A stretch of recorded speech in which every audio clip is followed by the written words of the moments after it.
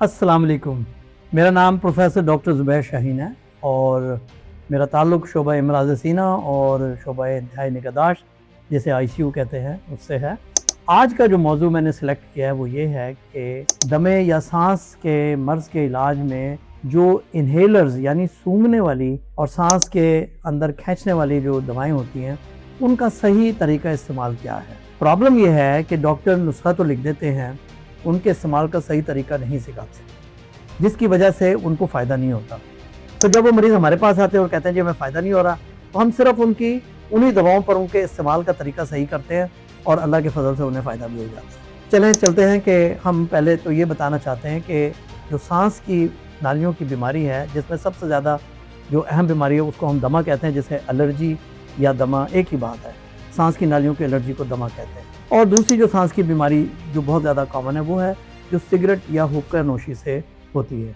दोनों बीमारियों में सांस की नालियाँ सिकुड़ जाती हैं और सांस की नालियों के अंदर सोजिश या इन्फ्लेमेशन होती है। अब दमे और सांस की नालियों की जो सांस की बीमारियां हैं उनका जो इलाज है वो दो तरीके की दवाओं से होता है। एक तरीके की दवाएं तो वो होती हैं जो सांस की नालियों को जो सिकुड़ी हुई होती हैं उनको वो ढीला कर देती हैं, उनको खोल देती हैं, उनको ब्रोंकोडायलेटर्स कहते हैं या वो दवाएं। लेकिन जो दूसरी किस्म की दवाएं हैं वो ज़्यादा अहम है। वो क्या करती हैं कि जो सांस की नालियों के अंदर जो एलर्जी या सोजिश या इन्फ्लेमेशन होती है उसको कंट्रोल करती हैं, उनको हम कंट्रोलर कहते हैं। यानी वो दवाएं जो सांस की नालियों की एलर्जी और सोजिश को कंट्रोल करती हैं। तो ये दो किस्म की दवाओं से इलाज होता है और दोनों किस्म की दवाएं जो हैं वो सांस की नालियों में डायरेक्ट आप इन्हेलर के ज़रिए उतार सकते हैं और फिर वहीं से वो वापस आ जाती है। तो दवाई वही अच्छी है जो उस जगह पर डायरेक्ट चली जाए जहाँ उसकी ज़रूरत हो, बाकी जिस्म में ना जाए। उससे बाकी जिस्म में जो नुकसानात होते हैं वो नहीं होते हैं। और इन्हेलर की सूरत में दवाई देने से दवाई की बहुत कम मिकदार जो है वो सांस की नालियों में जाती है। अगर वही दवाई हम गोलियों से या इंजेक्शन के ज़रिए लें या सिरप के ज़रिए लें तो बहुत ज़्यादा मिकदार यानी 50 से 100 गुना ज़्यादा दवाई देनी पड़ती है जो सारे जिस्म में जाती है और बाकी जिस्म में उनके साइड इफ़ेक्ट भी होते हैं। तो इसलिए इन्हेलर के ज़रिए दवाई लेना सांस की नालियों की बीमारी का बेहतरीन और सही तरीका इलाज है, जिसमें नुकसान भी नहीं होता और दवाई को जहाँ ज़रूरत होती है वो वहाँ जाती है और फ़ौरन आराम भी आता है। अब मैं उनका जो सही तरीका है उसकी तरफ आता हूँ। पहली बात तो ये है कि ट्रेडिशनली ज़्यादातर दवाएं थी वो इन्हेलर यानी पंप की सूरत में थी, जो इस तरह की दवाई होती है जिसमें ये कैनिस्टर होता है जिसमें जो दवाई होती है और इसको जब हम दबाते हैं, हिलाकर जब हम दबाते हैं तो दवाई इस तरीके से बाहर निकलती है। अच्छा, पहले तो लोग इसे डायरेक्ट लेते थे, इस तरीके से मुंह से लगा के इसको दबाते थे और फिर इसे सांस के ज़रिए अंदर खींचते थे। लेकिन इसके इस्तेमाल में जो सबसे इम्पोर्टेंट प्रॉब्लम है वो ये है, ये देखें ये कितनी तेज़ी से स्प्रे निकलता है। तो इसको एकदम सांस के ज़रिए अंदर ले जाना ये बड़ा मुश्किल काम है। होता यह था कि जब मरीज़ ये दबाता है सारी दवाई यहाँ गले में लग जाती है और नीचे सांस की नालियों में बहुत कम दवाई जाती है, जिसकी वजह से इसका डायरेक्ट लेने का फ़ायदा बहुत कम है। हाँ, अगर किसी मरीज़ को ये तरीका सिखा दिया जाए तो फिर ये तरीका इस्तेमाल ठीक है, तो फिर ये दवाई भी असर करेगी। लेकिन इसमें प्रॉब्लम यह है कि इस तरीक़ों को सीखना आसान काम नहीं है। अक्सर मरीज़ और कई डॉक्टर भी इस तरीके को सही तरीके से सीख नहीं पाते। इसका सबसे आसान तरीका ये है कि इसी दवाई को इस किस्म की बॉटल के ज़रिए, जिसको हम स्पेसर कहते हैं, इसके ज़रिए दिया जाए। इसका ये हम कैप उतारते हैं और इसको हम शेक करके जब इसमें लगाते हैं, अब मैंने इसमें इसको दबाया है तो देखें दवाई इसके अंदर आ गई है। अब दवाई इसके अंदर है, मैं इसे मुंह से लगाता हूँ और इसको ज़ोर से अंदर खींचता हूँ।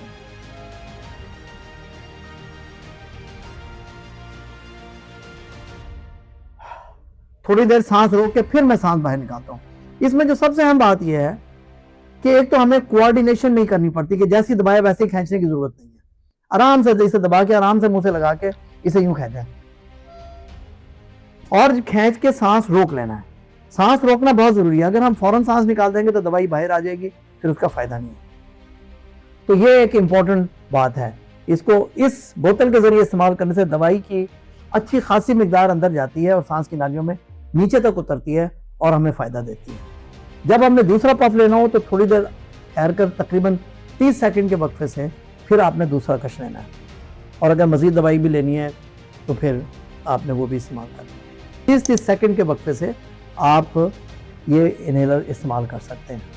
और इसका सबसे बड़ा फ़ायदा ये है कि अगर किसी मरीज़ को सांस चढ़ा हो तो इसको बार बार आप जो सांस की नालियों को खोलने वाली दवाई है, जिसे हम रिलीवर्स कहते हैं, जो सांस की नालियों को डायलेट करती हैं, खोलती हैं, उस दवाई को आप बार बार भी ले सकते हैं और उससे आपका सांस की नालियाँ खुल सकती हैं। अगर किसी मरीज़ को अटैक है तो उसके अटैक को आप कंट्रोल कर सकते हैं।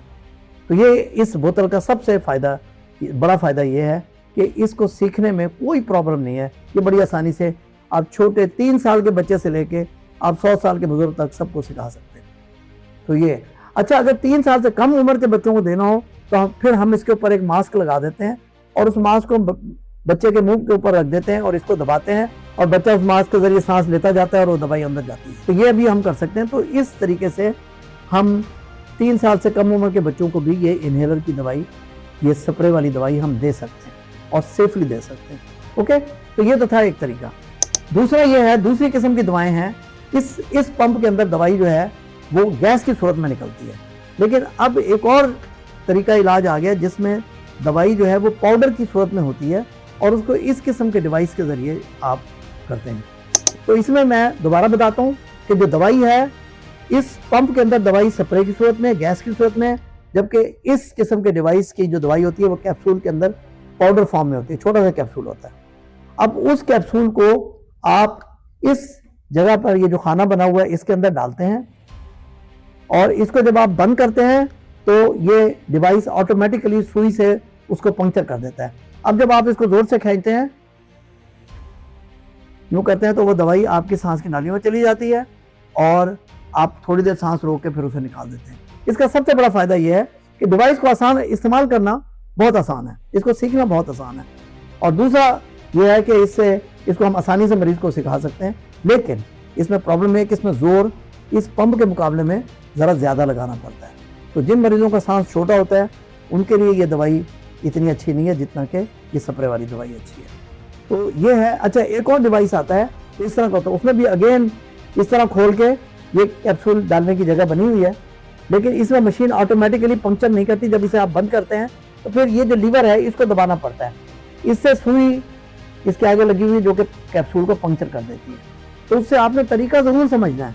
लेकिन हमेशा याद रखें कि ये आपका राइट है कि जब डॉक्टर आपको सांस की नालियों के मर्ज़ के लिए, आपको या अस्थमा के लिए, दमे के लिए, या COPD या सिगरेट वाले दमे के लिए, हुक्के वाले दमे के लिए दवाई देता है, सूंघने वाली दवाई देता है, तो उसे कहें कि हमें तरीका भी सिखाएं।